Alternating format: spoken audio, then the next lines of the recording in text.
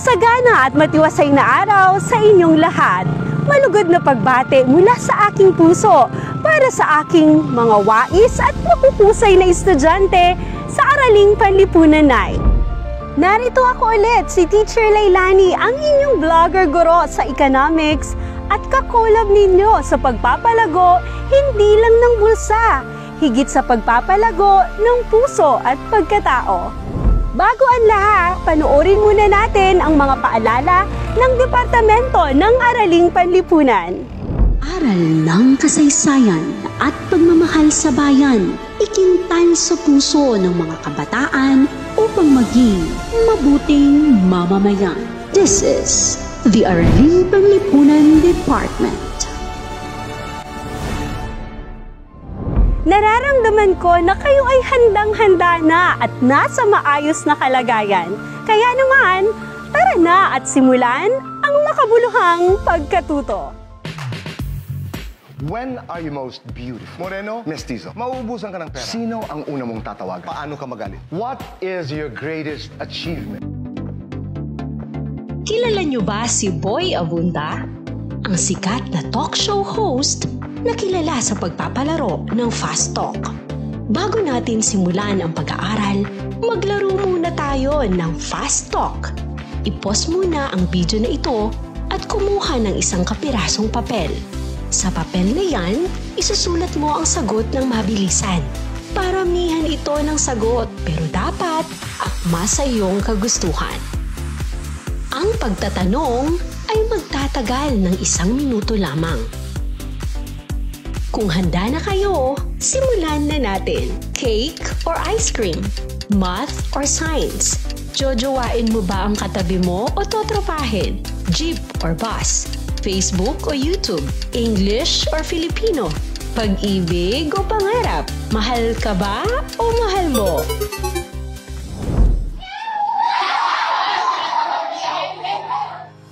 Nag-enjoy ka ba sa pagsagot?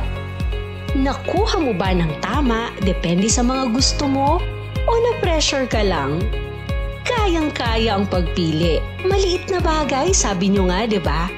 Pero ang tanong, matalinong pagdidesisyon ba ang ginawa natin?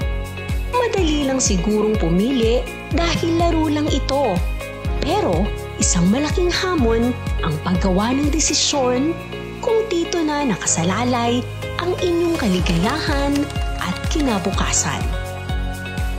Dahil ang economics ay tumutukoy sa wastong pagtugon sa suliranin ng kakapusan, mahalagang kasanayan ang maaari nating malinang mula sa pag-aaral nito. Ito ay ang paggawa ng matalinong desisyon. Kaya naman sa bidyong ito, bibigyan natin ng kahulugan o paglalarawan ang matalinong desisyon at susuriin natin ang mga konsepto sa economics na may kaugnayan sa matalinong pagdidesisyon. Hey, go! Game! Alam kong ipinanganak kayong handa, kaya naman simulan na natin ang makabuluhang pagkatuto. At dahil handang-handa na nga kayo at komportable na sa inyong upuan, maupo ng tuwid at ipikit ang inyong mga mata. Huminga ng malalim. Breathe in, breathe out. Wait. Huwag kayong kakabahan. Hindi naman ito meditation. Gusto ko lang na isipin nyo at bigyan ng sariling kahulugan ang matalinong pagdidesisyon. O ayan, i-pause mo na ulit ng ilang segundo ang video na ito para mabigyan mo ng sariling kahulugan ang matalinong pagdidesisyon. Tiwala akong may nabuo na sa inyong isipan tungkol sa matalinong pagdidesisyon. Kaya naman, mas lalo pa nating palalimin ang talakayan. Sa economics, maituturing na matalino ang isang desisyon kapag isinaalang-alang ang 4 na pangunahing sali. Ang trade-off, opportunity cost, marginal thinking, at incentives. Tandaan mo lamang ang acronym na TOMI para madali mong maaalala ang mga ito. Trade-off ang pagpili o pagsasakripisyo ng isang bagay kapalit ng ibang bagay. Halimbawa, may bakante kang oras, mag-aaral ka ba o paglalaro. Opportunity cost naman ay tumutukoy sa halaga ng bagay o ng best alternative na handang ipagpalit sa bawat paggawa ng desisyon. Kapag pinili mo ang paglalaro kaysa sa pag-aaral, isinasakripisyo mo ang halaga ng pag-aaral na maaari mo sanang makuha kung ito ang pinili mo. Marginal thinking, ito ang pagsasaalang-alang sa karagdagang benepisyo o halaga na maaaring makuha sa gagawing desisyon. Kung pag-aaral ang pinili mo kaysa paglalaro, hindi lang mataas ang grade ang maaari mong makuha. Maaari rin na madagdagan ang allowance mo o kaya'y ibibili ka ng magulang mo ng gadget na matagal mo nang nilalambing sa kanila. Sa economics, ang ibig sabihin ng marginal ay dagdag o karagdagan. Incentives naman, ang premyo o reward na kakabit ng gagawing desisyon. Halimbawa, sinabihan ka ng magulang mo na ibibili ka daw ng mountain bike kapag napasama ka sa top 10 sa klase. Ang mountain bike ay maaaring makaganyak sa'yo na piliing mag-aral kaysa maglaro. Maraming salamat sa pagbibigay ng buong-buong atensyon. Kaya tiwala ako na isa sa puso nyo ang ating pinag-uusapan. Upang lalong mahasa ang ating kaisipan, pagnilayan natin ang sitwasyon at bigyang sagot ang mga katanungan. I-pause muli ang video na ito at isulat sa isang buong papel ang inyong sagot. Ipasa ito sa inyong guro. Narito na ang sitwasyon. Huling araw na bukas ng pagsumite ng proyekto sa asignaturang math. Sinabi ng iyong guro na malaki ang posibilidad na hindi kayo pumasa kapag hindi kayo nakapagpasa ng proyekto. Dahil dito, nagdesisyon kayong magkakaklase na huwag pumasok buong araw upang gawin ang nasabing proyekto. Narito ang mga pamprosesong tanong. Matalino bang maituturing ang inyong desisyon o hindi? Pangatuwiranan.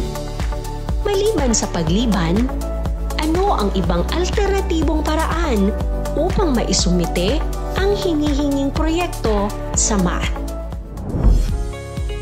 Binabati ko kayo sa inyong husay at kakayahang makinig at maisapuso ang ating talakayan. Muli nating balikan ang mga pinag-aralan sa araw na ito. Sa economics, maituturing na matalino ang isang desisyon kapag isinaalang-alang ang apat na pangunahing salik: trade-off, opportunity cost, marginal thinking, at incentives. Ang trade-off ay ang pagpili o pagsasakripisyo ng isang bagay kapalit ng ibang bagay. Ang opportunity cost naman ay tumutukoy sa halaga ng bagay o ng best alternative na handang ipagpalit sa bawat paggawa ng desisyon. Ang marginal thinking ay ang pagsaalang-alang sa karagdagang benepisyo o halaga na maaaring makuha sa gagawing desisyon. At ang incentives naman ay premyo o reward na kakabit ng gagawing desisyon. Tandaan mo lang ang acronym na TOMY para madali mong maalala ang mga ito.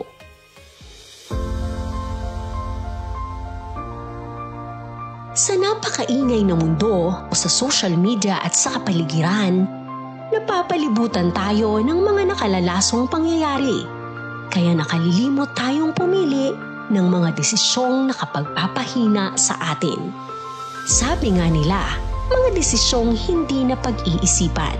Pero ang mahalaga, natututo tayong baguhin ang sarili at piliin ang mga bagay na may kabuluhan at makapagpapaunlad sa ating pagkatao. Dito na nagtatapos ang ating talakayan sa matalinong pagdidesisyon. Pero huwag kayong malungkot dahil magkikita-kita ulit tayo sa susunod na video. Huwag nating kalimutan, laging pagnilayan Aral ng kasaysayan at pagmamahal sa bayan, ikintal sa puso ng mga kabataan upang maging mabuting mamamayan. This is the Aralin Panlipunan Department. Ako ulit si Teacher Lailani, ang inyong vlogger guro sa economics. At muli na namang nag-iiwan ng isang paalala na pagyamanin natin ang ating mga sarili, hindi lang sa usaping economics, higit sa usaping puso at pagpapakatao. Paalam at masaganang pagmamahal sa inyong lahat.